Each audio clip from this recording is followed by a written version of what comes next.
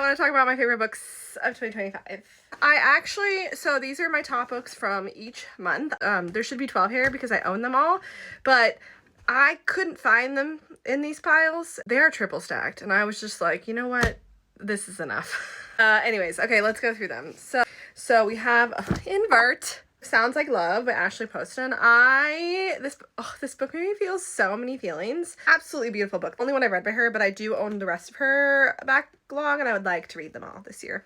This was actually a reread. I read it via audio that month, but it was still my top read of the month. I love this book and this series so much, and I do actually have an e-arc for the third one, and I have for a while, but I'm scared to read it.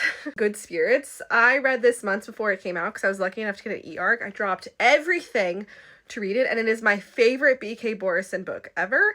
Bourbon and Proof. This is the third in the series, and I just had so much fun with this trilogy. It was so good.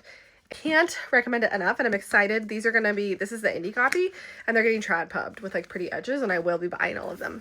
The Deathless One. This is my first Emma Hamm book and will not be my last. I'm absolutely obsessed with this. He's the devil, and he brings her back to life, and it's just so freaking good. I need the second one like right now. Warrior Princess Assassin. I, like everyone, thought that this was like a description of her, but then when you read the book you find out it's a warrior, a princess, and an assassin, so it's a throuple situation. Absolutely obsessed. One of my last reads of the year, but one of my favorite books I've ever read. Are you kidding me? This is a King Arthur and the Round Table retelling, but it's focused on Guinevere. Beautiful. I read the arc. I tabbed the crap out of it. I soaked it up. I cannot wait for the next one. I cannot recommend this book enough. Another one is All Superheroes Need PR. I had such a fun time reading this book. I devoured this. It was so fun. I did the audio, and top tier. Veil of Death and Shadow. Another one of my most favorite reads. Like this year I had so many of my most favorite reads ever, and this is one of them. I need to read it again because I read it earlier in this year, but it maintained one of my top reads. Like when I did the brackets every month, it maintained being my top for a long time. Mate by Ali Hazelwood. I love this even more than Bride, which I feel like is kind of a hot take. A lot of people have their feelings about it. Mate was everything. Cohen is everything. Thoroughly enjoyed it. And my number one book of the year, and one of my all-time favorite reads, The Night and the Moth, also lovingly referred to as Bartholomew. And if you know, you know.